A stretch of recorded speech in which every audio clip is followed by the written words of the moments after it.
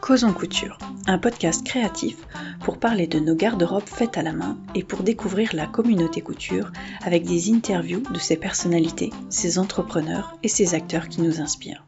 Bonjour à toutes et à tous, je suis Mathilde, créatrice de ce podcast et fondatrice d'Atelier Sherwood. J'accompagne les femmes qui aimeraient arriver à apprécier leur garde-robe, qui souhaitent être sûres de leur choix vestimentaire, qui ont envie de se sentir à l'aise avec leur image et qui veulent trouver leur couleur et leurs vêtements de superwoman. Tu souhaites toi aussi ressentir confiance en toi et exprimer au monde qui tu es ? Tu veux en savoir plus, que tu pratiques la couture ou non ? Je t'invite à réserver un appel gratuit et sans engagement pour définir ensemble tes besoins, pour que tu découvres ma façon de travailler et pour voir si tu souhaites que je t'accompagne. À très vite et bonne écoute de cet épisode. Bienvenue à l'écoute de ce numéro créé en collaboration avec le salon Création et Savoir-faire. Je te propose un duo d'épisodes consacrés aux coulisses de celui-ci. Tu vas découvrir 6 personnes qui travaillent pendant ce grand salon du Do It Yourself qui aura lieu fin novembre 2023 à Paris. Dans ce premier épisode, je te présente un exposant, une créatrice d'une vitrine de l'allée de la création et une influenceuse ambassadrice du salon. Je te laisse la surprise de mes invités et te souhaite une bonne écoute de cet épisode particulier. Bonjour Amandine, je suis ravie de te recevoir sur le podcast spécial coulisses du CSF. Est-ce que tu peux nous dire qui tu es et au nom de qui tu viens aujourd'hui nous parler ? Eh bien, bonjour Mathilde, et je suis super ravie de discuter un petit peu avec toi sur ce podcast.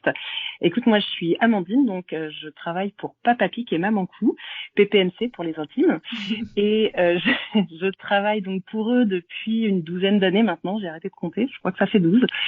Et initialement, je travaillais dans les boutiques, donc certains me connaissent parce que j'ai été pas mal à Angers, on s'est rencontrés là-bas d'ailleurs. J'ai été à Paris, enfin bref, j'ai fait plusieurs boutiques. Et depuis quelques années, ça doit faire 2 maintenant, je travaille en tant que référente de tissu. Donc je m'occupe plus de la partie, je collection un petit peu avec ma collègue Lisa, mais plus sur le choix des tissus que l'on va vendre au maître, toute cette partie-là en fait, toute la partie plus couture de la marque. Voilà. Très bien. Est-ce que tu peux nous présenter un petit peu l'identité et qu'est-ce que c'est l'entreprise Papa Pic et Maman Cou ? Ouais, bien sûr. En fait, nous, on est une marque plutôt de notre fond de commerce, je dirais, c'est l'accessoire en tissu. Donc, on va avoir des sacs, des pochettes, des chouchous, des barrettes, pas mal d'accessoires cheveux, voilà. Toujours en tissu coton ou coton enduit, imprimé. Nous, vraiment notre matière de base, c'est celle-ci. Et on a aussi donc cette partie plus couture, je dirais, donc tissu au mètre et maintenant un peu de mercerie aussi d'ailleurs. Voilà, donc c'est une marque qui regroupe plusieurs types de choses, autant des accessoires tout faits pour lesquels on est généralement plus connu et la partie tissu au mètre. Et donc, voilà. Vous allez cette année encore au salon Création et Savoir-faire à Paris, porte de Versailles, à la fin du mois. Exactement. Alors, pour tout dire, c'est notre premier Création et Savoir-faire. C'est la première édition. Voilà, on n'a pas encore testé. On a fait au mois de mars dernier l'aiguille en fait. Oui. Mais effectivement, en termes de Création et Savoir-faire, c'est le premier. Très bien. Et alors, donc vous vendez des accessoires, vous avez 2 gros pôles, donc des accessoires faits en tissu et du tissu au mètre.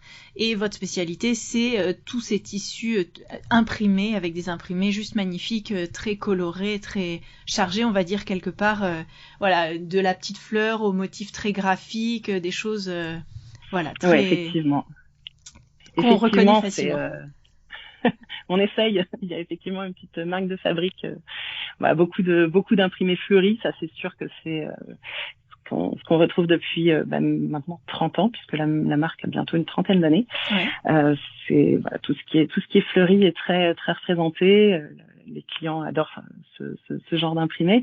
Effectivement, on en fait beaucoup, mais pas que. On a aussi diversifié pas mal avec des choses plus graphiques parfois ou pas mal de rayures, des choses plus chargées que d'autres, ça dépend, on en a un petit peu pour tous les goûts. plutôt féminin, hein, on va pas se mentir, mais on a quand même des collections qui s'adressent, qui sont mixtes, on va dire, parce qu'il y a des choses moins chargées, moins pailletées, parce qu'on a aussi pas mal de paillettes. On en a un petit peu dans tous les styles. Et cette année, depuis quelques années, on s'est aussi ouvert à pas mal de matières différentes.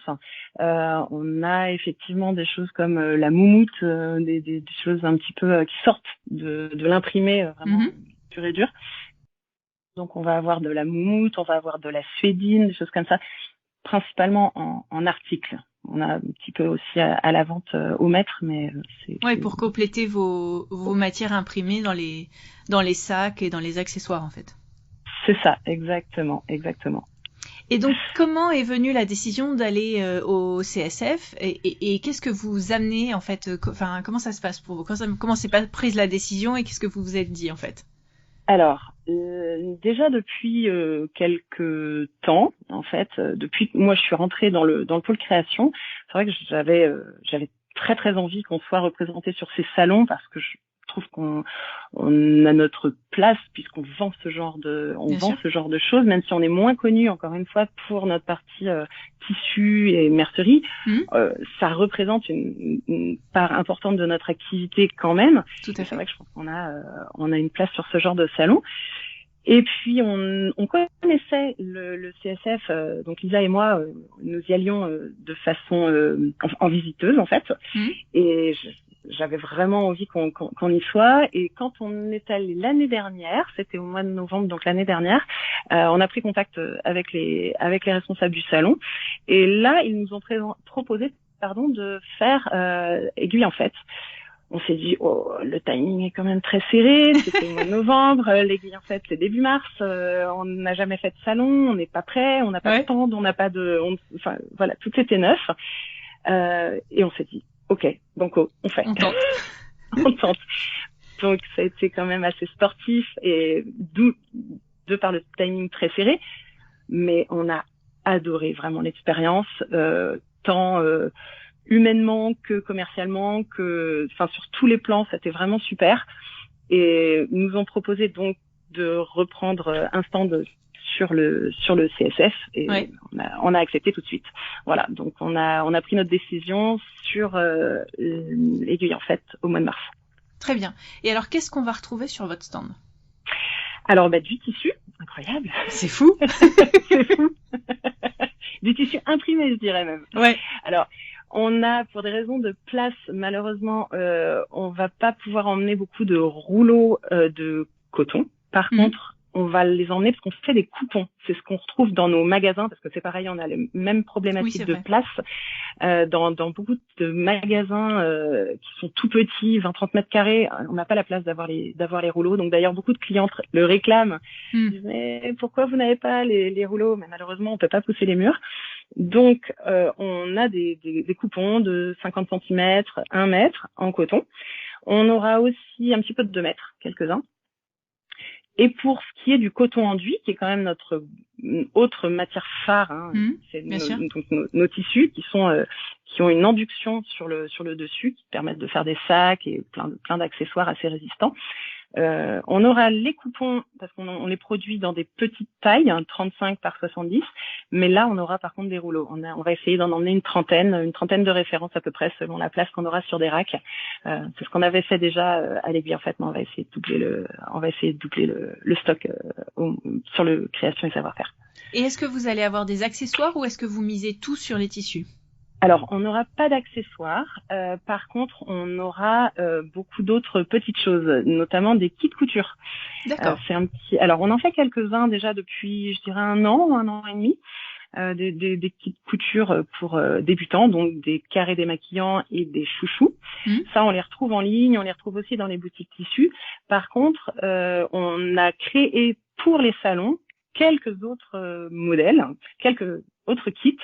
Donc ceux qui nous ont vus sur Aiguille en fait sauront, on avait effectivement fait des tote bags, on avait fait des petites pochettes froufrou super mini, on avait aussi une housse de coussin, donc ça on va les retrouver en partie avec des nouvelles couleurs, et on a une petite nouveauté aussi parce que sur le salon de Mars, on avait emmené des mini carrés, des mini vanity carrés, pardon, que l'on vend en accessoires tout fait. Ouais. On les avait emmenés parce qu'on les vend souvent pour des petites trousses à couture. Elles sont super pratiques pour ça. Ouais. Et en fait, les gens nous les ont réclamées en kit. Donc, génial. Je préfère les faire que les acheter tout seul. Donc, on a fait ces kits, on a fait un tuto, et voilà, on est en train de les faire. Donc, faut savoir on fait tous ces kits-là à la main, là, entre nos deux bureaux. Ouais. Et voilà, donc ça, c'est en train de se faire. Très bien. Et alors, en termes de logistique, toi, donc, tu seras sur le stand du CSF à Paris. Quand est-ce que vous avez commencé à réfléchir à quelle référence vous alliez emmener, quel kit, etc. Et quand est-ce que vous avez peut-être mis en place la production? Est-ce que c'est quelque chose que vous prenez dans vos stocks ou est-ce que vous créez des productions spéciales? Comment ça se passe? Eh bien, un peu les deux, parce qu'en fait, donc on a commencé à y réfléchir, je dirais, au mois de juillet. Alors après, il faut savoir qu'on ne fait pas que ça et qu'on n'embauche pas pour ça. Donc, non, d'accord. Ça se rajoute, on va dire, au reste de nos tâches. Mais c'est vrai qu'on va tout ce qui est donc kit, comme je le disais tout à l'heure, on les crée nous-mêmes. Après, tout ce qui va être tissu, ça c'est produit, c'est prévu déjà, on les prend dans le stock, si je peux dire.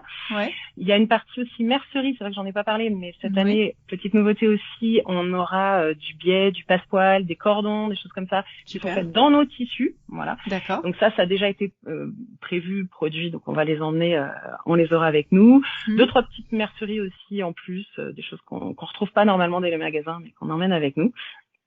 Et ça c'est déjà, ça existe déjà dans nos stocks.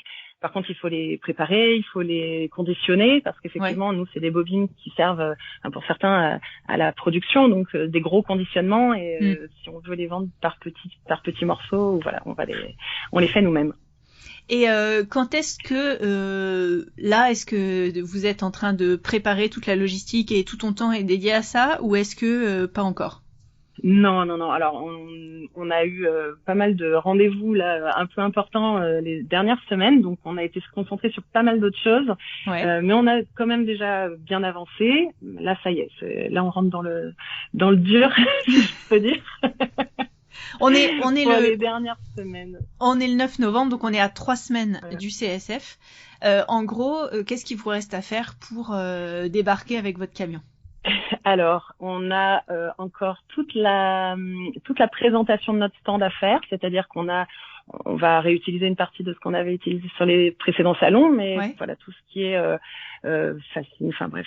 présentation, ça il faut qu'on refasse. Il faut qu'on termine nos kits couture, là, j'en ai encore fait 5 minutes avant de démarrer ce rendez-vous. On a encore tout le stock à préparer. Alors, on a quand même des préparateurs de commandes ici qui vont nous aider. On fait une grosse partie, Lisa et moi, mais voilà, on a quand même on a l'avantage quand même d'être une marque avec une petite équipe derrière, et on a aussi du relais sur certaines tâches. Mais c'est vrai que c'est nous qui allons préparer plus ou moins tout notre stock. On va aller chercher les racks de tissus pour pouvoir les emmener. Donc on va aller chercher tout ça, les rouleaux. Évidemment, charger le camion. Ouais. On va pas le faire 3 semaines avant. C'est ça. Mais tout ça représente un petit peu de boulot quand même. Donc vous êtes 2 à venir de l'équipe de Papa Pic et Maman Cou. C'est une entreprise de combien de personnes? Alors, en fait, ça dépend il y a une saisonnalité chez nous, donc je pense qu'on doit être aux alentours de 50, un petit peu plus de 50 personnes à l'année, et puis ça monte un peu en saison avec les boutiques saisonnières. Mais voilà, on a quand même une petite équipe. Après, il y a pas mal d'autres tâches. Quand je dis 50, ça comprend aussi les équipes des boutiques, les responsables, les vendeurs-vendeuses. Et il y a combien de boutiques Papa Pic et Maman Cou? Une trentaine. Après, c'est pareil, ça varie en fonction des saisons. Il y a des boutiques qui ne sont pas ouvertes à l'année. Il y a des boutiques qui sont vraiment pour une saison dans un endroit. On fait les marchés aussi. Ouais. Exactement. Donc vous avez des boutiques et un site internet. Oui, tout à fait. Il y a un site internet, ppmc.fr, qui représente aussi pas mal d'activités avec une équipe dédiée. D'accord. Et donc, pour en revenir à l'équipe qui sera sur le CSF, donc Lisa et moi, et on a aussi Marjorie, donc qui gère justement le site web, qui sera là au début. On aura Charline avec nous aussi, qui elle est plutôt dédiée à tout ce qui est événementiel en boutique, qui sera là sur de mémoire 3 jours. Et Émilie, que vous pouvez retrouver à Caen, puisqu'elle est responsable de cette boutique, qui est une boutique tissu, donc elle connaît bien aussi tous les produits de tissu, de mercerie et les clientes couturières. Donc elle était déjà là sur Aiguille en fait, et elle sera là aussi sur création et savoir-faire avec nous. Ouais, parce qu'il faut un peu de turnover pour tenir 5 jours de 9h du matin à 18h, si ce n'est 21h certains jours. C'est ça, exactement. Donc là, on peut pas être, sans compter, nous, on a quand même 6 heures de route, 6 heures de route avant, 6 heures de route après. Il faut installer. Donc ça fait effectivement des semaines assez denses. Voilà, donc vous avez la chance d'être une équipe pour le coup, parce que c'est vrai qu'il y a beaucoup de petits entrepreneurs qui gèrent tout ça tout complètement. seul. Ouais, non, mais complètement. On mesure la chance qu'on a. Après, c'est vrai que nous, c'est vraiment un événement en plus de tout le reste. Bien sûr. A déjà pas mal de choses, donc c'est vrai que c'est plus ça se rajoute au reste, mais on est tellement ravis de le faire que... Bon bah c'est super. Est-ce que vous envisagez de faire ça régulièrement? Est-ce que l'aventure salon vous donne envie de faire des choses peut-être plus en local, ou vous en ouvrir vers des perspectives de produits, comme tu disais, avec les petits vanity carrés à faire, ou est-ce qu'il y a des choses qui ça a induit des choses chez vous, ou ça a changé la relation aux clients, ou d'autres personnes qui vous ont découvert? Quelle sont votre expérience là? Effectivement, on a constaté sur Aiguille en fait, puisque pour l'instant c'est notre seule expérience salon, il y a plein de gens qui nous ont découvert, enfin du moins qui ont découvert cette partie-là de la marque. Beaucoup nous disent « Ah mais on vous connaît, il y a 15 ans j'achetais des barrettes pour ma fille, etc. » Et qui « Ah mais vous vendez aussi du tissu ?» Oui, et ça depuis quasiment toujours en fait. Donc c'est vrai que ça permet aussi une visibilité qu'on n'a pas forcément toujours sur ce public-là en tout cas. Et c'est vrai que c'est super chouette, et puis les salons ça permet de rencontrer les gens en direct, donc c'est très agréable. Après, est-ce qu'on en fera d'autres? On verra déjà comment se passe celui-là. Voilà, exactement. On va déjà faire celui-ci, et pourquoi pas en fait. Nous on est ravis de ce genre d'événement, donc pourquoi pas. Et petite question subsidiaire, vous faites des animations dans vos boutiques. Comment vous organisez ça? Qu'est-ce que vous proposez comme type d'atelier? Comment ça se passe? Alors Charline, donc qui sera aussi sur le CSF, comme je le disais, c'est elle qui gère toute cette partie d'événements. On essaye d'organiser plein de petites choses un peu différentes. Là, on s'est lancé sur des ateliers, et il y a eu des ateliers, alors beau tambour, nous on appelle ça, c'est effectivement des ateliers de cercle à broder avec du tissu, des paillettes, enfin bref, c'est des choses accessibles même à des gens qui font pas de couture. On a fait des ateliers couture aussi, on en a fait 1 ou 2 pour l'instant, il y en a d'autres en prévision. D'ailleurs, les kits qu'on vend et qu'on fabrique servent aussi à ces ateliers-là. Voilà.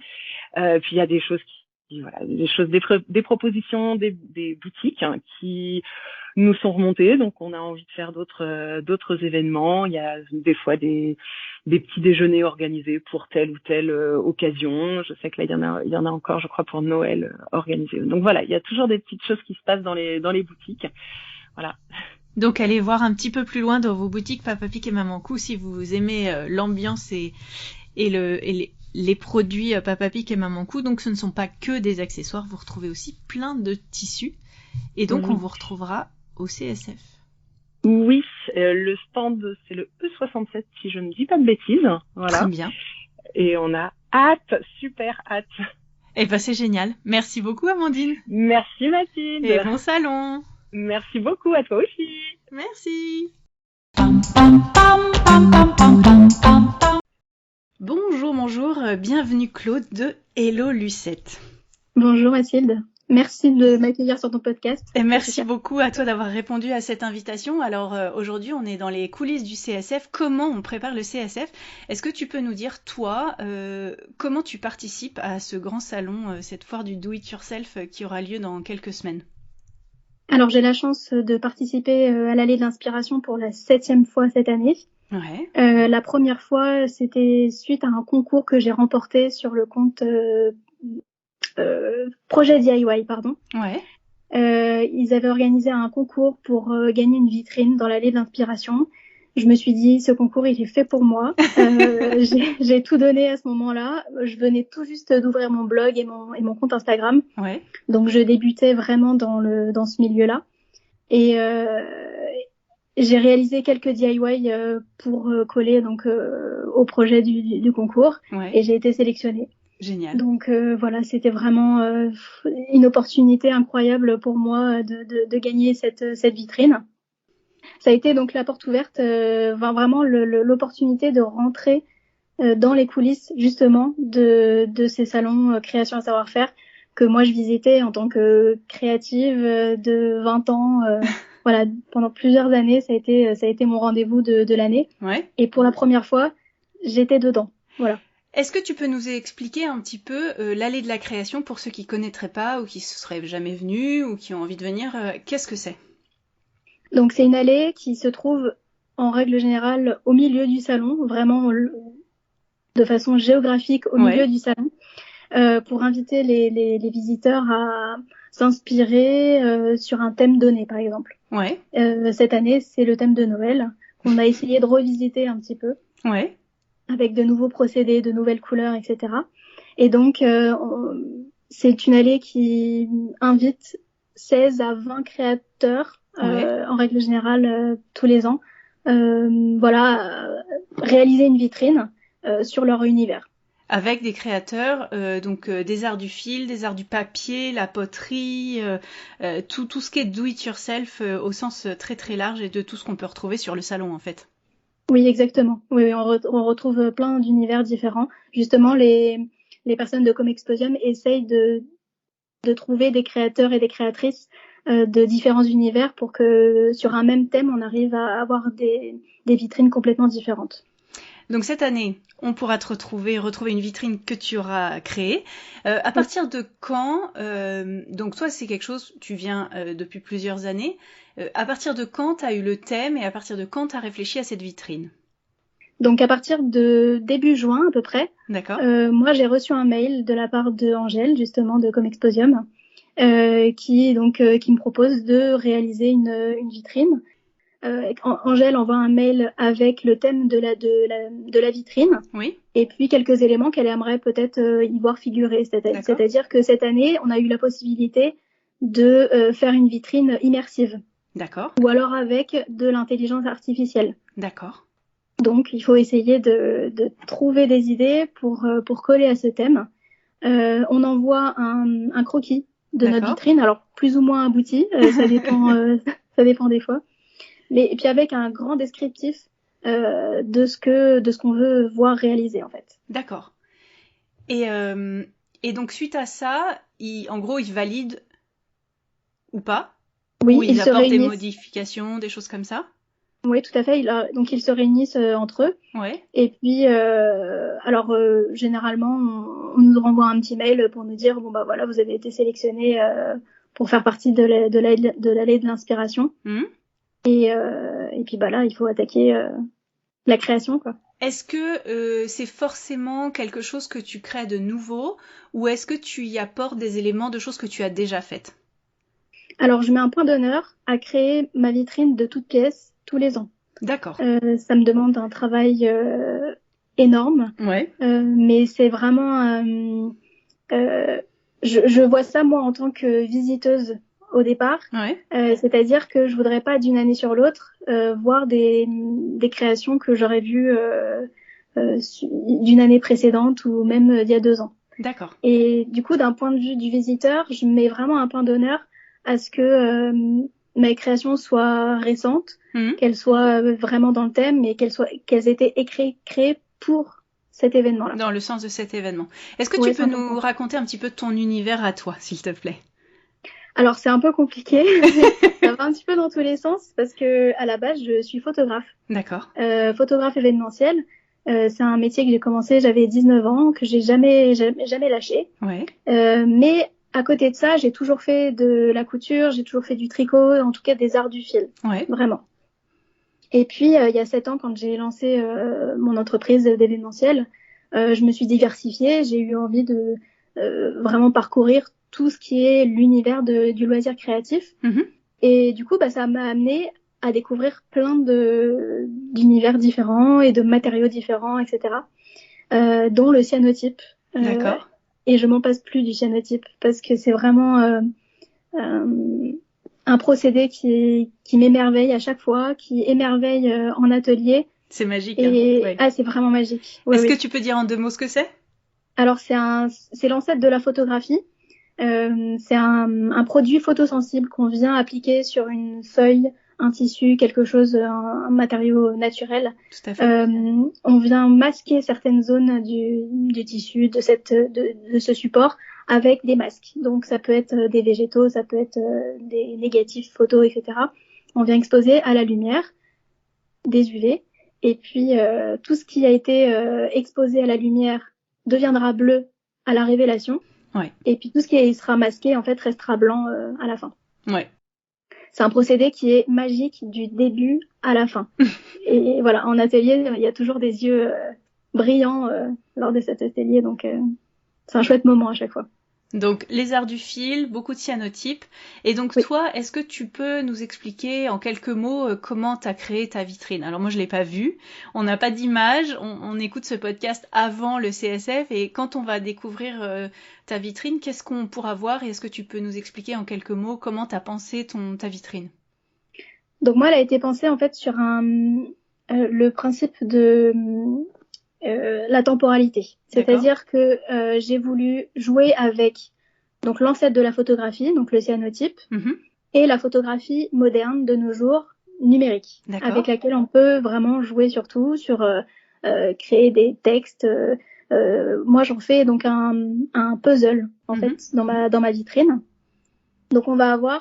Alors, je vais créer aussi une vidéo que vous pourrez flasher dans ma vitrine, qui va vous montrer un peu les étapes du cyanotype pour vous expliquer un petit peu comment se passe le cyanotype. Et donc, ma vitrine, c'est un matin de Noël qui nous invite un peu au rêve, etc. Et donc, il y avait une grande photo de montagne que j'ai reconstituée en puzzle. Voilà, donc ça, c'est la partie un peu numérique de la vitrine. Et j'invite aussi les gens à venir créer des cyanotypes en atelier et à mettre des petites formes qu'ils ont créées en atelier dans ma vitrine pour qu'elles soient participatives. Voilà, c'est vraiment une invitation à découvrir ce procédé de photographie du cyanotype à nos jours à la photographie numérique. Super. Et aujourd'hui, est-ce que dans ton parcours professionnel, quel est le rôle de ces vitrines en fait ? Comment ça influe ton travail et quelles sont les retombées en fait d'un tel salon pour toi ? Alors les retombées, elles sont autant personnelles que professionnelles, parce que c'est vraiment un rendez-vous pour nous en tant que créatives qui faisons partie d'une vraie communauté maintenant. On se retrouve pendant 5 jours dans les allées du salon, dans les ateliers, devant les vitrines, etc.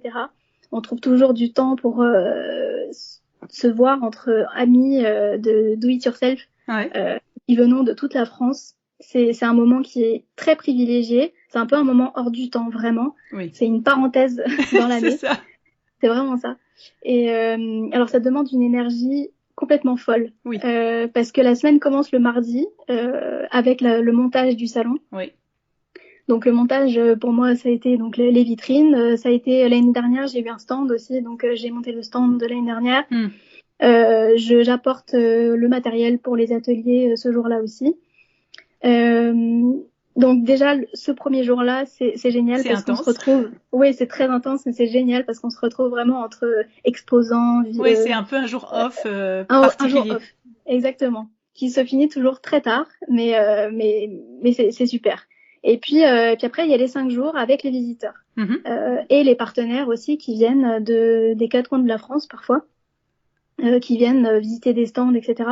Donc c'est hyper important pour moi de trouver du temps, du vrai temps pour voir ses partenaires, pour discuter avec eux et puis voilà, des fois les rencontrer, c'est toujours très intéressant. Bien sûr. Et puis moi les visiteurs, comme je te dis, j'ai été visiteuse, visiteur dans ce sens-là, et du coup, je mets vraiment un point d'honneur à aller à la rencontre de ces visiteurs qui viennent, qui ont des passions, qui prennent beaucoup de temps pour faire le déplacement, qui prennent du temps pour s'inscrire aux ateliers, etc. J'ai tout un groupe de copines, moi, qui vient s'inscrire à un atelier d'une année sur l'autre à chaque fois. Ouais. C'est génial de les retrouver. C'est plus que mon métier. Déjà, c'est un métier passion. Déjà, on peut pas le faire sans passion derrière. Mais c'est plus que ça. C'est vraiment un moment très privilégié pour moi. Et du coup, je prends vraiment tout ce temps du salon pour du début, de l'ouverture du matin à la fermeture le soir, pour aller discuter avec chaque personne et aller voir chaque personne qui vient voir ma vitrine aussi. Pour moi, c'est important d'avoir leur retour. Et puis, je le vois aussi sur les réseaux. J'ai beaucoup de retombées positives à ce moment-là. Généralement, je gagne... si on peut parler chiffres un petit peu, des fois je gagne 200, 300, voire 500 abonnés sur le salon. Pour moi, c'est énorme. Bien sûr. Et donc, toi, ton activité, c'est principalement des ateliers que tu organises, c'est ça? Alors oui, mais oui, principalement, le temps que je consacre au salon Création et Savoir-faire, c'est pour les ateliers. Et puis j'ai fait aussi les photos du salon pendant quelques années. D'accord. Et tout ça m'a apporté aussi le fait que je fasse des tutoriels pour le site internet Création et Savoir-faire. D'accord. Donc c'est bien plus que ça. D'accord. En vérité, c'est 5 jours. Ouais. Et en dehors du salon, toi, tu fais des ateliers surtout, ou c'est quoi ton activité autour du do-it-yourself justement? Donc, à part mon métier de photographe événementiel, je suis animatrice d'atelier. C'est ça qui me prend un temps énorme dans l'année. Ouais. Je fais de la création de contenu donc pour des marques. D'accord. De contenu DIY. Et puis, de temps en temps, j'ai d'autres activités. Je fais de la traduction de livres, par exemple, ou ce genre de choses. D'accord. Donc, en fait, c'est vraiment l'occasion de rencontrer des partenariats pour pour proposer tes ateliers à certains lieux ou justement faire du partenariat sur des marques qui ont envie que tu proposes des tutoriels pour elles, quoi. Exactement. Et puis même juste de la rencontre. Oui. Avec des partenaires que je côtoie déjà depuis un an ou deux. Continuer le lien, en fait, entretenir le lien, voilà. Exactement, c'est très important pour moi. Ouais. Bien sûr, bien sûr, bien sûr. Alors, qu'est-ce qu'on peut te souhaiter pour ce salon dans 15 jours? Eh bien, que tout le monde vienne voir ma vitrine, que tout le monde poste une photo sur les réseaux, sur Instagram. Moi, je reposte tout, je regarde tout. Très bien. C'est ma plus grande... c'est ma plus grande fierté, en fait. Voilà. Super. Donc, sur les réseaux sociaux, donc sur Instagram, on peut te retrouver sur le compte Hello Lucette, HE2LOLUCE2TE, c'est ça? Exactement, Mathilde. Oui, voilà. Merci. Super. Bah écoute, merci beaucoup à toi d'être venue présenter ton travail et puis un petit peu comment ça se passe pour toi le salon. Je te souhaite un très bon salon et au plaisir de s'y rencontrer. Merci Mathilde. À bientôt. Merci, à bientôt. Bonjour à toutes et à tous. J'ai le plaisir cet après-midi de recevoir Estelle. Bienvenue. Merci Mathilde. Alors, petite information, en fait, nous avons déjà réalisé cet entretien ce matin pendant 2 heures, parce qu'on s'est emballé, on a eu plein de choses à se raconter, jusqu'à ce que dramatiquement, je me rende compte ce midi que rien n'avait été enregistré. Donc, Estelle me fait le plaisir, et je la remercie grandement de refaire cet entretien, qu'on va essayer de faire plus concis, en fait, et efficace, et vous aurez autant d'informations que ce qu'on s'est dit ce matin, mais en mode deuxième prise. Voilà. Estelle, on te connaît sur les réseaux comme Made in Estelle. Est-ce que tu peux nous expliquer, en fait, comment est-ce que toi, tu définis ton travail? Alors moi, donc bonjour à tous. Alors moi, je définirais mon travail comme créatrice de contenu, puisque j'offre en fait des astuces, des techniques en couture, des tutos que je mets à disposition, et quelquefois même des patrons gratuits, pour justement que toute personne en fait puisse se mettre à la couture. Génial. Et comme on est sur les coulisses du CSF, c'est comme ça qu'on est rentré en contact. Comment est-ce que toi, quel joue comme rôle le CSF dans ton travail, et comment est-ce que cette année en particulier, que tu es de nouveau ambassadrice du salon, toi tu l'abordes comment? Tu as envie d'y aller dans quel sens, et qu'est-ce que tu vas y faire en fait? En fait, moi, je vais essentiellement, on va dire, au CSF pour pouvoir rencontrer ma communauté, et puis tout le monde du DIY, de la création. En fait, c'est un monde d'effervescence, et en fait, quand tu reviens du CSF, t'as tellement vu de choses, t'as tellement fait de rencontres que même si t'es fatigué, parce qu'un salon ça fatigue, hein, en gros, t'es reboosté, mais c'est incroyable. D'ailleurs, l'an dernier, j'y étais allée. Normalement, je devais y aller que 2 jours, sur 2 jours. Et finalement, en fait, j'ai repris ma voiture et j'y suis retournée une 3e fois, parce que c'est comme si il me fallait ma dose de... C'est ça, j'allais dire en intraveineuse, hein, du contact avec les gens, des rencontres et tout ça. Mais c'est ça, c'est fou. Et tu sais, moi, je suis dans mon atelier, je suis tout le temps, pratiquement toujours toute seule, en fait. Et en fait, là, ça te rebooste à tout niveau, en fait. Déjà, ça te motive, parce que, tu sais, créer toute seule dans ton atelier, bah, il faut être sacrément motivé, hein, parce que tu passes des journées entières. Mais comme je te disais ce matin, des fois, je travaille jusqu'à des minuit, 1h du matin. Donc, et toujours, tu vois, seule, puisque j'ai personne avec moi. Et ouais, il faut te booster à fond. Et le salon, je t'assure, heureusement qu'il existe, parce que c'est un moyen de rencontre, c'est un moyen de partage, de tout, en fait, de l'humain, tu sais, parce que sur Instagram, c'est vrai, c'est super, mais de rencontrer les gens, c'est encore mieux. Ouais, surtout que c'est ce qu'on disait, c'est-à-dire que toi, ta spontanéité et ton envie de partage fait que t'es très très régulièrement en story sur ton compte Instagram. Donc en fait, les gens ont un peu l'impression de t'avoir avec eux un peu tout le temps, au quotidien, et que toi, en retour, t'as pas forcément cette réciprocité, et que tu vas la trouver dans ces moments en vrai, en réel, en fait.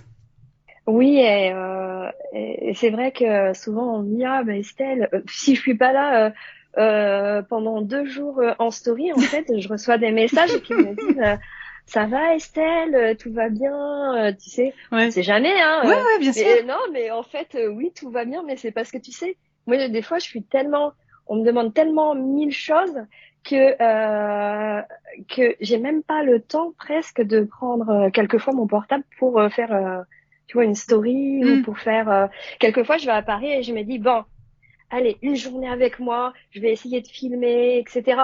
Mais tu sais, j'aime tellement vivre les choses aussi à fond que, tu vois, par exemple, quand je vais sur Paris, encore là, dernièrement, c'était vendredi et mardi dernier, et ben en fait, des fois, j'ai besoin d'aller à la rencontre des gens, mais des fois, tu vois, pas forcément des gens que je connais, en fait, hein, des gens des inconnus, en fait, et en gros, quand je rentre dans les boutiques, tu vois, il y a un film qui se fait, et là on va commencer à parler création, on va parler tu vois, c'est besoin d'échanger, en fait, besoin d'échanger, besoin de voir, besoin de toucher, besoin de, tu vois, il y a tout ce besoin que je n'ai pas quand je suis dans mon atelier, en fait.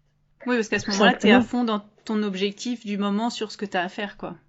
Sur ce que j'ai à faire, alors ça m'arrive, je t'ai dit ce matin, je suis pas une personne du tout organisée. En fait, c'est organisé dans ma tête, ça doit être organisé, mais je ne le sais pas. Je pourrais pas donner la recette, mais en tout cas, c'est vrai que j'arrive quand même à tout faire, mais ce qu'il y a, c'est que des fois, ça me prend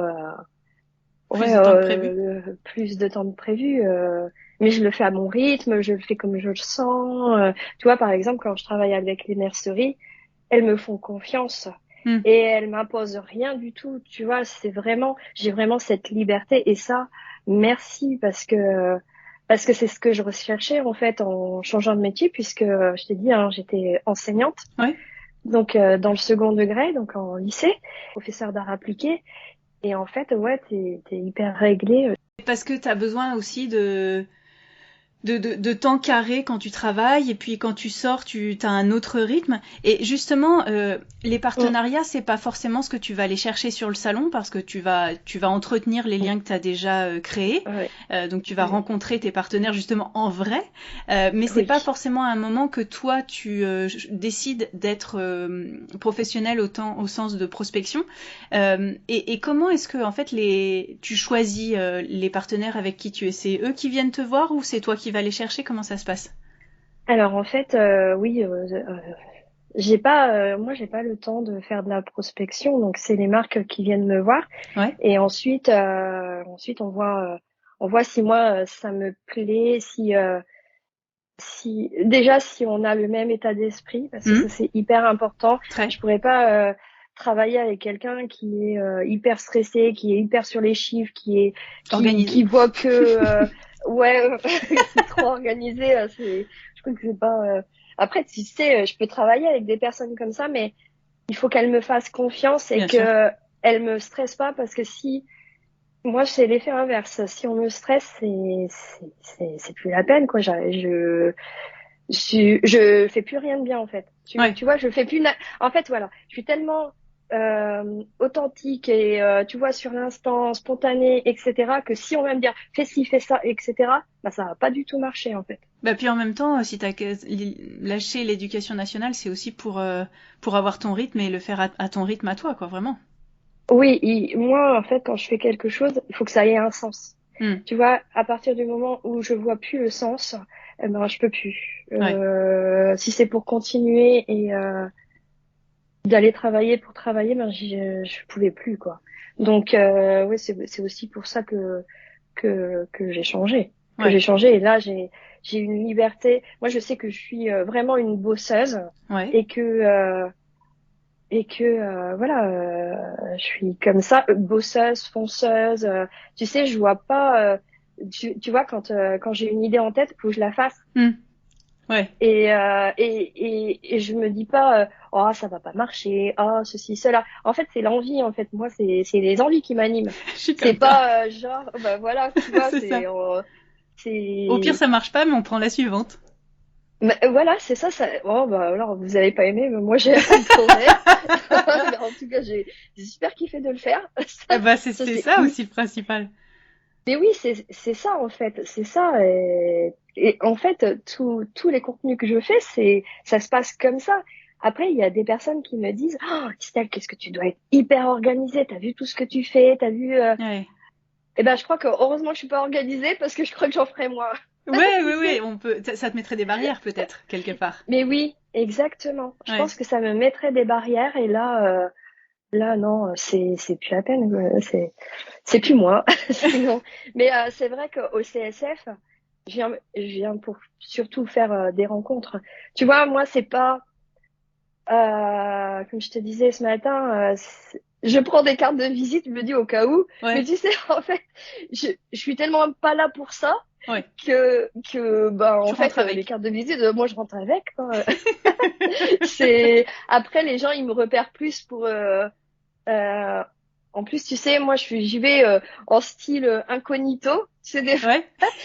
Et en fait, au final, tu sais qu'au départ, moi, je montrais pas ma tête sur Instagram. Oui, c'est vrai.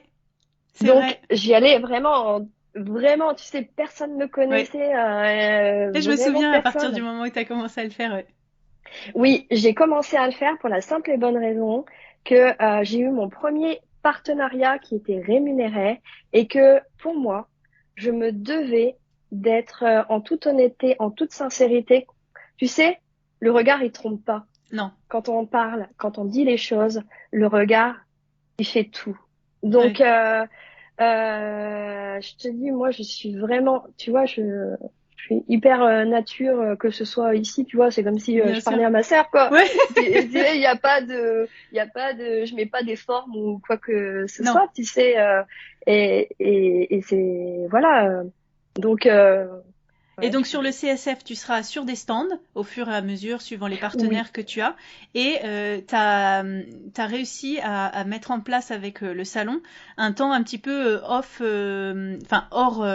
tout partenariat. Donc tu seras sur un espace de chez Marie-Claire le samedi en début d'après-midi, c'est ça? Oui, c'est bien ça. De toute façon, c'est en programmation. Ouais. Donc si on va sur le site du salon, en fait, il y a toutes les... Voilà, on peut retrouver tous les horaires. Donc, il n'y aura pas que moi. Je serai avec 2 autres personnes. Donc, 2 autres créatrices et créateurs. Alors, qui font pas de la couture. Donc, ça, c'est chouette parce que du coup, tu vois, moi, je vais pouvoir... Ouais, voilà. C'est complètement transversal. Ah, ça, c'est un mot pédagogique, ça. C'est pas mal, hein. C'est pas mal. je le retrouve, là.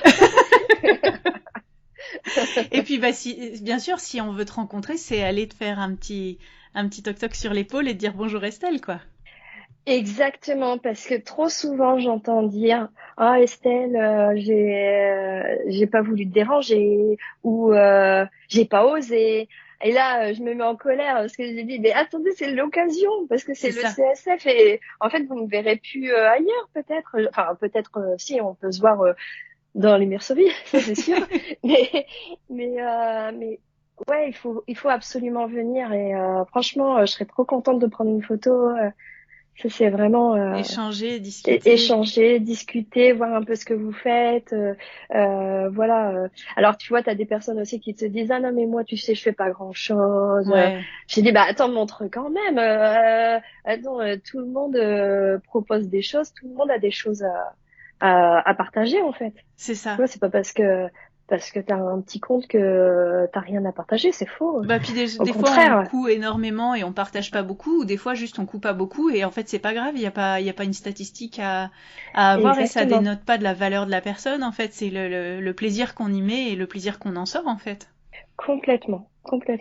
Ouais, c'est puis tu sais, les personnes sont aussi contentes d'avoir cousu des choses que j'avais faites ou des tissus que tu avais partagés, ouais. Ouais aussi, mais c'est génial en fait. Tu vois. J'ai envie de revenir très rapidement sur un petit peu ton parcours. Il y a pas si longtemps que ça que tu couds en fait. Non, c'est vrai que ça doit faire entre 5 ans et demi, 6 ans par là. Et en fait, je me suis mise à la couture, mais je crois que c'était vraiment par hasard.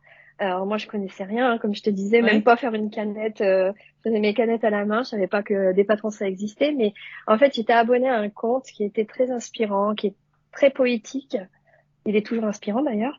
C'est Eugénie avec plein de i. Et en fait, elle partageait une fois une blouse. Et moi, tu sais, j'étais plutôt à acheter puisque je ne savais pas qu'on pouvait coudre à la maison. C'est ça. Donc, en fait, j'ai regardé et elle était en train de dire que c'était elle qui l'avait réalisé. J'ai dit, oh non, mais c'est dingue ça. Elle l'a cousu. Et en fait, tu vois, rien que là, jamais je me mets de barrière. Parce que je me suis dit, oh, bah, je vais le faire. Tu sais, mais sans me dire, oh, il faut faire ceci, il faut faire cela, il faut avoir, tu vois, des connaissances et tout. Bah, au final, bah, en fait, il y avait zéro connaissance en couture. Et j'avais, et puis, bah, bingo, en fait, je m'y suis mise. Et ça m'a vraiment plu.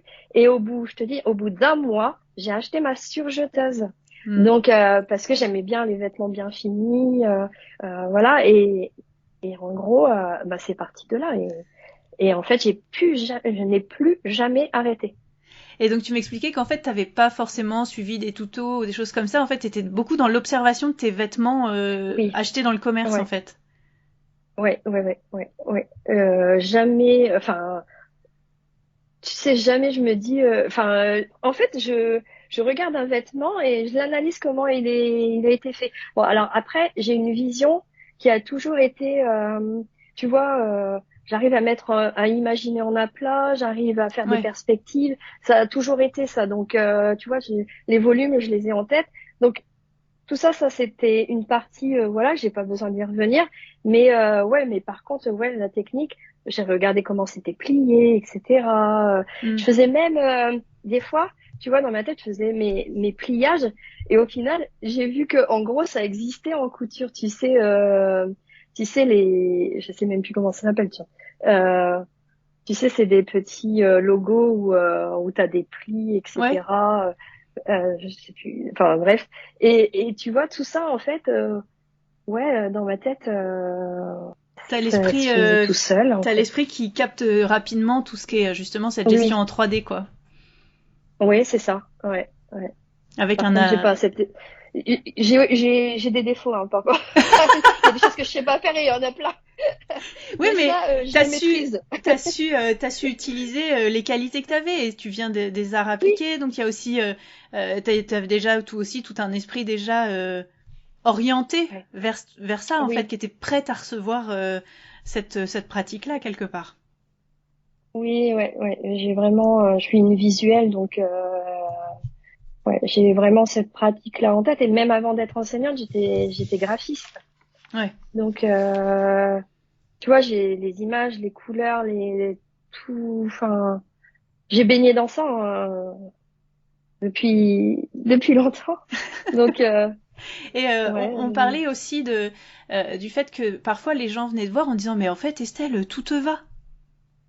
Oui, c'est vrai. Alors ça en fait, c'est marrant parce que les gens me disent à chaque fois, ouais, mais toi, tout te va. Et j'ai dit, mais arrêtez, non, mais en fait, je vous rassure, tout ne me va pas du tout. Tu vois, il y a plein de choses, mais en fait, tu sais, à force de se regarder, mais toi, tu le sais puisque c'est Oui, ton métier. c'est ça, on en avait Donc, parlé. voilà, quand tu t'observes, quand tu te regardes, quand voilà, bah à force, ton œil il va être aiguisé à ça. Tu Ouais. sais très bien que ça va pas t'aller, ça trop centré, mais j'ai pas de taille, donc il faut que je m'en fabrique une. Ouais. Euh, il y a Tu plein joues de choses avec les comme ça. volumes et avec les longueurs, etc. Ouais, c'est vraiment un jeu quoi. Exactement. Et les gens me disent ah ouais, et puis en plus t'es grande. Bah non, en fait, je suis pas grande, tu vois. Ça j'adore. Mais et quand ils te voient en vrai, ah mais je te voyais plus grande. Eh ben non, en fait, c'est mes vêtements qui font Hmm. tout. Mais en vrai, bah voilà, voilà, je suis dans la moyenne en fait, je mesure 1m60. Mais tout ça mis tout à bout, tu sais, et ben en fait, ça fait que. Et puis quelqu'un qui se voit, comment dire, euh, pas qui, pas qui, pas qui s'aime, mais je sais pas comment te dire. Euh, Moi, je me trouve plein de défauts aussi, hein. Il y a pas, voilà. Mais en gros, une fois que t'es bien dans tes vêtements, en fait, t'es bien dans ta tête, t'es bien dans tout. C'est Tu vois ce ça. que je veux dire? C'est ça, c'est ça. Et Enfin, c'est moi aussi mm, ce que j'explique dans les ateliers, dans celui que j'ai appelé apprendre à se regarder, c'est que c'est ce qu'on disait. Toi, tu l'as quand tu fais tes tutos et qu'il faut que tu montes tes mm, petites vidéos, tu te vois de la même manière que moi, j'entends ma voix et que la première fois j'ai trouvé ça horrible et qu'aujourd'hui, bah, je fais avec parce qu'à force de se voir, de se regarder, et en fait, il n'y a pas mm. forcément un regard critique ou pas forcément un regard d'amour, d'adoration non plus, en fait. Oui, voilà, ouais. Il y a un truc entre ben, est-ce que ce que je renvoie dans la glace, c'est quelque chose qui me parle? Est-ce que je suis bien? Est-ce que je suis à l'aise? Et se reconnecter à soi-même. Ce qu'on disait, le fait de se voir, ça veut dire aussi prendre en compte qu'on a un corps et vraiment, ouais, se reconnecter à son corps, à ses émotions et s'écouter, quoi. Et ça, c'est quelque Exactement. chose que t'as fait justement avec le temps et que Oui, tu maîtrises exactement. entre guillemets. C'est pour ça que ben, quand on a les bons vêtements et les bonnes formes, etc., ben, on se sent mieux et ça se voit, quoi. Bah, exactement. Et ça se voit sur notre visage qu'on est heureuse, qu'on est épanouie parce qu'on est bien on est bien dans ses baskets en gros, hein. C'est Parce ça. qu'on est bien, je sais pas, on s'accepte aussi, on se dit ah bah ouais finalement ça me va pas mal, Ouais. ah bah là j'ai mis ça en valeur, tu vois, je vais pas mettre, enfin en tout cas je vais essayer de mettre en valeur mes atouts quoi. Et Mais bien puis sûr, bon bah c'est la s'il y base. a des choses, bah voilà, mais ouais il faut, on a tous des atouts et simplement il faut quand on n'arrive pas à en parler, je pense que il faut essayer d'en parler avec, tu vois, une personne comme toi, une professionnelle qui va Mm. justement arriver à, tu vois, à cerner, à Ouais. faire un entonnoir, à faire que, tu vois, on arrive mieux à se regarder, en fait. Bah, et puis c'est ce Ouais. que je disais ce matin, ce qui est intéressant, c'est de parler que de vêtements et de voir tout ce que ça touche derrière, quoi. Et je pense que c'est aussi pour ça qu'on fait de la couture et qu'on a plaisir à choisir des belles matières, travailler sur les couleurs, parce qu'on disait ce matin, le noir, par exemple, avec les adolescents, beaucoup qui essayent de se fondre, et nous, en tant que couturière, souvent on adore ou les motifs, ou les unis pétants, ou les choses comme ça, enfin, et le plaisir de la couleur, quoi. Ah mais complètement. Tu sais, moi j'ai eu des phases de toute façon. Moi, il y a un moment où j'étais habillée qu'en noir parce que je sais pas, je devais être, tu vois, je voulais pas être remarquée ou. Mais tu sais, c'était pas, enfin, c'était pas voulu, hein, c'était pas conscient. Hein. Et puis ensuite, je suis passée. Mon mari m'a beaucoup dit, ah, t'es encore habillée en noir. Et en fait, quand j'ai commencé, tu sais, j'ai eu mes enfants, et c'est là que j'ai mis de la couleur, tu sais. Tu sais, en fait, il y a des choses qui se révèlent au fur et à mesure. Et là, ça fait pas si longtemps que ça que je porte du motif. Tu vois, avant, j'en portais pas. Et alors, il y a tout un. Le motif, ça te fait quel effet? J'adore en plus mélanger les motifs. Tu vois, des fois on se dit ouais, le motif ça se mélange pas, alors que si, ça dépend lesquels, ça dépend tes couleurs, mais tu t'amuses. Et c'est pour ça, en couture, tu vois, tu t'amuses. C'est ça. Parce que tu vas chercher tes patrons. Il y a toute une investigation. C'est ça. Que tu rentres dans un magasin. Ok, tu vas trouver tout de suite le truc. Ben c'est quoi après? Tu rentres chez toi, ben tu l'as et. C'est triste. C'est quand même triste. Et puis après, bah, tu l'as et puis, bah, c'est tout, quoi. Et tu te remets à chercher autre chose. Tandis que quand tu fais de la couture, bah, tu vas déjà voir quel patron tu vas utiliser. Après, c'est toute une investigation, concernant les tissus, la matière que tu vas utiliser. Ouais, comment je vais faire, qu'est-ce que ça va donner. Tu vois, il y a tout ce cheminement-là avant d'avoir ton vêtement final. Et en fait, toute cette partie-là, elle est géniale. Et est-ce que toi, c'est facile pour toi aujourd'hui? Est-ce que tu as eu des gros fails au début? Ou est-ce que assez rapidement, finalement, tes connaissances, on va dire, ou ta sensibilité artistique ont fait que tu as réussi à associer assez facilement tissu et patron? Non, bah alors là, j'ai vraiment de la chance parce que j'arrive direct à associer. Tu vois, quand je vois un tissu, même quand, par exemple, je vais dans des boutiques et je vois le tissu et il a été fait pour un truc, et je me dis, ah mais moi je le verrais mieux dans ça, tu vois. Ouais. Je commence à être critique, Brest. C'est ça. La fille qui se prend vraiment au sérieux là. Eh ben il faut. C'est l'expérience en même temps. Mais oui, mais c'est génial. Et en fait, et maintenant j'arrive à reconnaître, tu vois, sans regarder, mais juste en touchant, à reconnaître les matières. Ouais. Et ça c'est magique, hein. Tu vois, tu te sens fort. Ça c'est magique.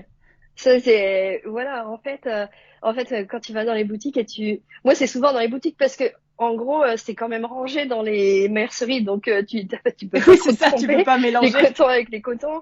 Mais quand tu vas dans les boutiques et tu passes, moi j'aime bien, c'est passer ma main, tu le sais, dans les vêtements. Puis là tu sens une matière qui t'attire et là tu prends le vêtement en fait et tu vois la matière comment elle est.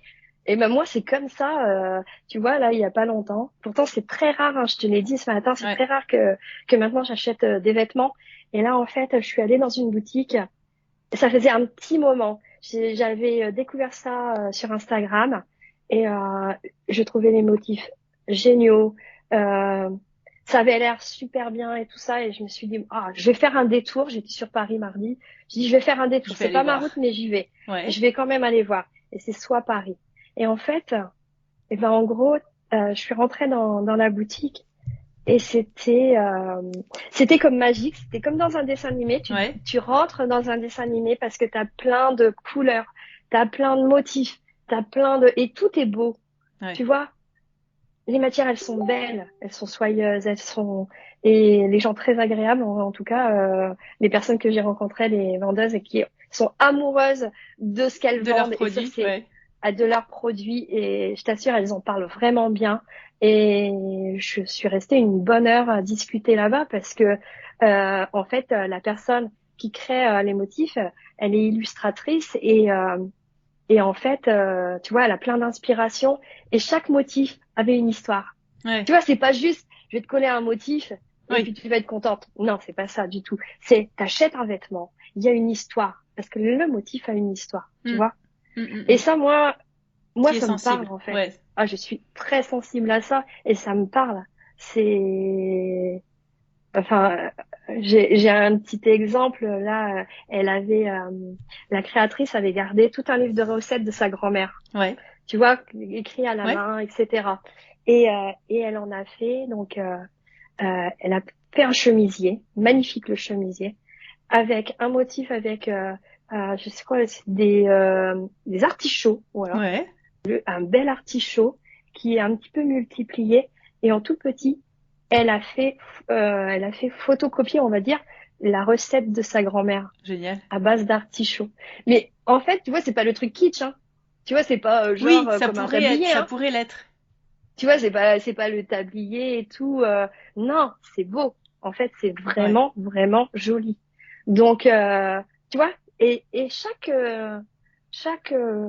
vêtement et chaque motif avait une histoire derrière. Et ça, enfin, tu vois, même si je sais coudre le chemisier que je viens d'acheter. Ouais. Eh ben, quand tu sais où il est produit, quand tu sais ce que la personne y a mis, Tout à tu fait. vois, son âme, et il y a mis son âme, eh ben, tout ça, en fait, eh Ça a du ben, sens et un sens ça, ouais. tu vois, ça a du sens, en fait. Ça a du sens. Donc, ouais, non, mais, ah, tu vois, ça, je te l'ai pas dit ce matin. Eh ben non. et en fait, je pense que pour résumer un petit peu notre échange de ce matin et celui-là, moi, ce que j'ai apprécié dans la rencontre avec toi, c'est justement cette sincérité, cet amour des choses pensées, réfléchies, spontanéité, et voilà, et c'est ce qu'on retrouve aussi dans ce que tu partages, et c'est ça qui est assez génial. Et ce que tu disais, c'est-à-dire que si on veut tenir dans la longueur, dans continuer, avancer et rester, plus on est vrai avec soi-même, plus on avance en fait, plus on peut continuer. C'est ça. Je pense que voilà, enfin en tout cas moi les personnes qui me suivent, je pense qu'elles me suivent aussi parce que je suis spontanée. Tu sais, moi quand je fais mes stories, je sais pas de quoi je vais parler demain. Hein. Ouais. Tu vois, je me fais pas. Tu vois quand je vois sur Instagram, ouais, il faut faire ça, il faut programmer, il faut nanani nanana. Putain, mais moi en fait.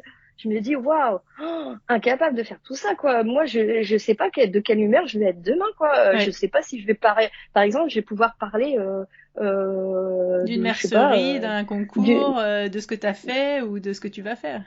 Bah exactement. Et du coup, tu vois, heureusement moi qu'on m'impose pas des choses comme ça, mais alors, on me l'a déjà imposé et ça a pas fonctionné hein, de toute façon. Hein. Après si on peut m'imposer on peut dire bon bah voilà là on a des dates bah voilà on me donne tu vois plusieurs jours tu vois un créneau quoi. Ouais on me donne un créneau on va dire ce serait bien de faire puis je le demande aussi parce que bah voilà je fais pas non plus tout je fais pas n'importe comment non plus mais bah, je reste très professionnelle et en même temps moi je parle à ma communauté et je veux pas qu'elle soit déçue parce que je vais dire un truc que j'ai pas voulu en gros dire, tu vois, qu'on m'impose quelque chose. C'est pour ça, moi j'ai vraiment une liberté et je pense que ma communauté en est consciente. Oui, et tu m'expliquais que s'il y a un produit qui ne te convient pas ou qui n'est pas à la hauteur de tes valeurs ou en tout cas de ce que toi tu serais capable de faire, ce que tu veux faire pour toi, ben tu ne vas pas honorer ou aller au bout du partenariat et expliquer pourquoi et être très clair et voilà, sans chercher forcément le conflit, mais en étant le plus clair pour être honnête avec toi-même et donc honnête avec ta communauté. Exactement. Ouais, ça m'est déjà arrivé pour un tissu que enfin, je pensais bien. Et en fait, quand je l'ai reçu, il était pas comme. Moi, je voulais pas que les personnes achètent quelque chose que moi je n'aurais pas acheté. Tu vois ce que je veux dire? Parce que moi, quand je fais mes partenariats, je les achète pas mes tissus. Forcément, je les choisis. Je les choisis. Hein, je choisis vraiment les tissus sur lesquels je veux travailler. Tu vois, et on m'impose pas. Ouais, tu prends ce tissu-là parce que j'en ai plein, etc. Ouais. Non, c'est faux. Hein, ça, jamais de la vie. Et là, en fait, c'était un tissu non qui me correspondait pas. Ou des patrons aussi, ça peut arriver. Hein. Ouais. En fait, t'as un patron, il tombe pas comme t'aimerais. Et puis ça manque d'informations. Et puis tu voilà. Moi, tu t'y retrouves pas, quoi. Je m'y retrouve pas et je veux pas que ma communauté qui me font confiance et qui reviennent achètent vers quelque toi chose qui n'est pas. Ouais. Voilà. Par exemple, quand je fais une promo pour une masterclass, la masterclass, je l'ai déjà visionnée. Ouais. Et pour moi, je me dis, elle est de qualité ou elle n'est pas de qualité, donc je vais pas en faire. Oui. Je vais pas en parler. Et approuvé par Estelle. Oui, non, mais c'est hyper important t'as raison. parce que tu sais, c'est pareil pour tout ce qui concerne les cours. On m'a déjà demandé est-ce que tu as des cours où tu penses que c'est bien, etc. Ben non, mais je peux pas. Tu vois, ça c'est pareil. Tant que tu t'as pas testé en fait, tu peux pas te dire tel ou tel cours est génial. Ouais. Une fois, ça m'était arrivé, mais tu vois, ça c'est pareil. On peut faire des erreurs comme ça. C'était une connaissance d'Instagram qui me dit est-ce que tu peux parler de mes cours? J'ai parlé de ses cours et le problème c'est que moi j'ai pas eu des bons retours derrière. Ah oui. Et moi je m'en suis voulu parce que je me suis dit oui, en fait si j'ai pas testé, je peux pas dire que c'est bien. Tu vois? Bah oui, tu peux dire que ça existe, mais tu peux pas dire c'est bien, j'ai testé. Voilà. Ouais. Après, tu vois, il y a aussi tout ça. C'est comme, je te disais ce matin, tu sais, des fois, c'est vrai, j'ai plein de choses à faire et j'aimerais bien quelqu'un qui puisse m'aider, qui puisse m'épauler, tu vois. T'aider à décupler tes idées. Voilà. Et mais si je ne fais pas le patron, si par exemple je travaille pour un patron, qu'est-ce que tu veux que je donne comme retour si le patron, je ne l'ai pas fait et je l'ai donné à faire à quelqu'un? C'est forcément pas possible. Non. Donc, tu vois, je suis obligée quand même de tout faire, en fait. Alors, oui, enfin, en tout cas, il y a des choses sur lesquelles ça va être plus difficile de déléguer que d'autres. Ouais. Si tu un jour, tu souhaites augmenter le nombre de personnes qui bossent pour Made in Estelle. Ouais, pour l'instant, Made in Estelle, ils sont plusieurs dans ma tête. C'est ça qui est rassurant. Il y a du monde. Je suis tout seule. Mais j'ai que 2 bras, en fait. Ouais, je pense 2 bras et 24 heures par journée, c'est ça? Ouais, 24 heures par journée. Et franchement, des fois, je demande à mon mari, dans le mois, il y a combien de jours? Il me dit 30. Ah non, mais pourquoi il y en a pas 31? Tu vois, j'en suis là. Donc mais tu sais, c'est un travail, mais c'est une passion avant tout. Ouais. Donc je le vois pas non plus comme quelque chose de désagréable. Moi, quand je rentre dans mon atelier, moi, mon mari me dit, si tu veux, on te met un lit aussi. Parce que je suis bien dans mon environnement. Mais tu sais, c'est marrant parce que tu sais, quand moi, je suis toujours au travail, même après 6 heures, etc. Et mon mari rentre de travailler. Et c'est pour ça que j'ai installé des chaises, une table. Ils viennent papoter avec toi, ta famille. Et voilà, ils arrivent et ils viennent et tout. Moi, je suis en train de découper. On boit un petit verre et tout. Et tu vois, c'est sympa aussi. Ouais. Puis on se raconte nos petites journées. Voilà. Bon. Donc elle est peut-être moins intéressante pour lui que pour toi. Mais tu sais que il commence à se familiariser avec le vocabulaire et tout ça. Ah mais complètement. Ah ouais. Super. Ouais, complètement. Et m'a même dit écoute, moi je vais me désabonner de toi parce que je te vois maintenant non, je te vois. Non, il dit mais maintenant j'ai même des suggestions de compte couture. Tu sais, alors que lui il regarde la Formule 1, tu sais, le sport, des choses comme ça.